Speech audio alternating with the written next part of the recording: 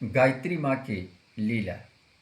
किसी ने बहुत सही बात कहा है, यह संसार भावनाओं से नहीं, जरूरत के नियम से चलता है। जिस सूर्य की सर्दियों में पूजा होती है, उसी सूर्य से गर्मियों में लोग बचने लगते हैं। नमस्कार मित्रों, स्वागत है आपका दिल से अमृत कहानी में। और आज मैं आपको सुनाने जा रहा हूँ एक ऐसी कथा जो यह साबित कर देगी कि जब इंसान का साथ छूट जाता है तब गायत्री माँ की लीला चलती है।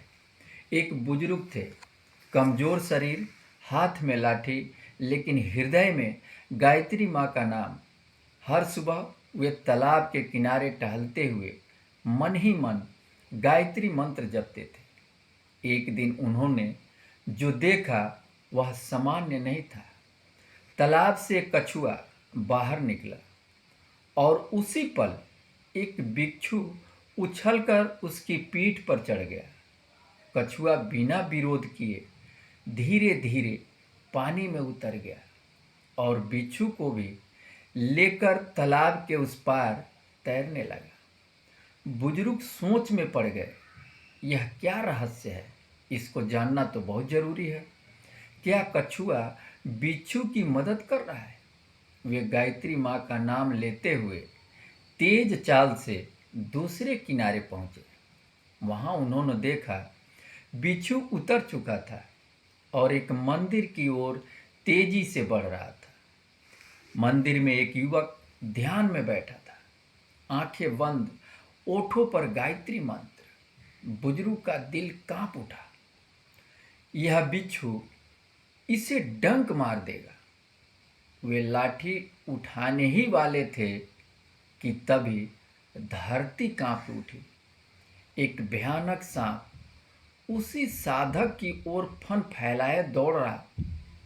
अब तो मौत तय थी, लेकिन तभी वह छोटा सा बिच्छू बिजली की तरह उछला और सांप के सिर पर डंक मार दिया। सांप वहीं गिर पड़ा। बिच्छू चुपचाप लौट गया। साधक की आंखें भी नहीं खुली थी। बुजुर्ग कांपते हुए हाथों से मंदिर की सीढ़ियों पर बैठ गए। कुछ देर बाद ध्यान टूटा। बुजुर्ग ने सब कुछ सुना दिया। साधक की आंखों से आंसू बह गए।